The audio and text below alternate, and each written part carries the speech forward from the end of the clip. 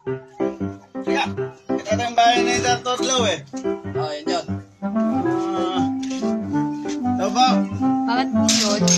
Ano po yun? Ito ba yung bahay ni Dato Adlaw? Opo, ito yan. Bakit? Ako si Dato Praning. Dato praning sino yan? Bagong Dato ngayon sa Cavite. Ah, talaga? Papadlak namin yung bahay niya at namamadlak siya sa Surigao. Napiperwisyo yung utak ko sa kanya ha. Sabihin mo ha.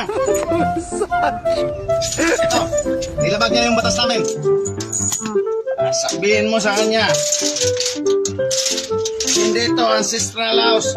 Parentahang bahay to. Sabihin mo ha. Nagre-renta lang siya dito. Kaya huwag siyang pasige-sige at tatagayin ko siya ng aking. Ika lang, kinalawang na bulo. Ngamong ko si Dato Adlaw ha. Sabihin mo. Sige, sabihin ko. Magpakita siya sa akin dito sa Cavite.